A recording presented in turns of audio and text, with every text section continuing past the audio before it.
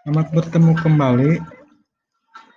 Pada pertemuan kali ini kita akan membahas tentang pengaruh interaksi sosial terhadap pembentukan lembaga sosial. Silakan dibuka buku IPSK halaman 93 dan 94. Perhatikan gambar berikut. Gambar A, interaksinya berkaitan dengan gambar B, di mana bahan baku atau nasi yang berasal dari beras diperoleh dari pedagang beras, dan pedagang beras itu diperoleh dari petani beras. Kita masuk ke teman berikutnya, ya. Ada interaksi dan lembaga sosial. Interaksi sosial muncul karena adanya kebutuhan baik individu atau kelompok. Dan lembaga sosial muncul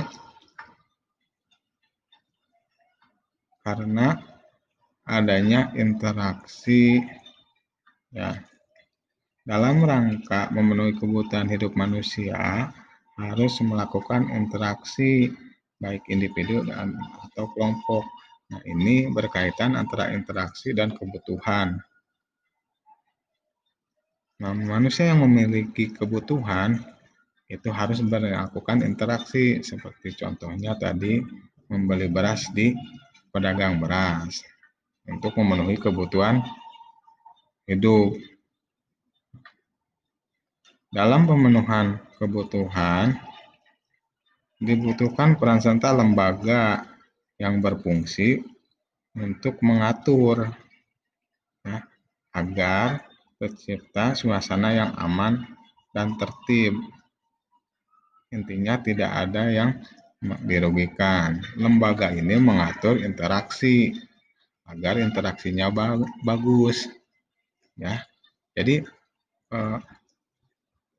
interaksi muncul untuk memenuhi kebutuhan manusia, baik individu atau kelompok. Lembaga sosial muncul untuk membentuk suasana yang aman dan tertib dalam berinteraksi.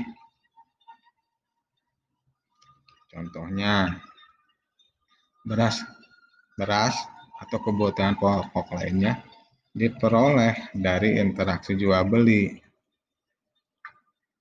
dan yang mengatur adalah lembaga sosial. Contohnya seperti harga beras, baik itu harga beras dari petani ke pedagang, pedagang ke konsumen. Ya, semuanya diatur agar tidak ada yang merasa dirugikan. Muncul lembaga sosial ini untuk mengatur agar masing-masing elemen dalam melakukan interaksi itu tidak ada yang dirugikan. Berikutnya seperti pendidikan. Pendidikan, interaksi sosialnya adalah kegiatan belajar oleh siswa dan mengajar oleh guru. Nah, ini tempatnya adalah di sekolah. Lembaga sosial yang mengatur itu antaranya seperti pemerintah melalui dinas pendidikan, atau kalau sekolah swasta diatur oleh yayasan. Berikutnya adalah keadilan hukum. Kebutuhan akan keadilan hukum seperti misalnya pencuri, tindak pidana.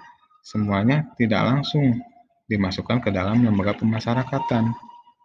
Untuk mendapatkan keadilan hukum, baik itu tersangka, itu harus diadili dulu sebelum diputuskan hukumannya. Lembaga peradilan ini mengatur kejelasan hukum atas terdakwa. Jadi harus disidang dulu sebelum termasuk menjatuhkan hukuman tuh melalui proses persidangan tadi. Ya, cukup sekian. Terima kasih. Sampai ketemu di pertemuan berikutnya.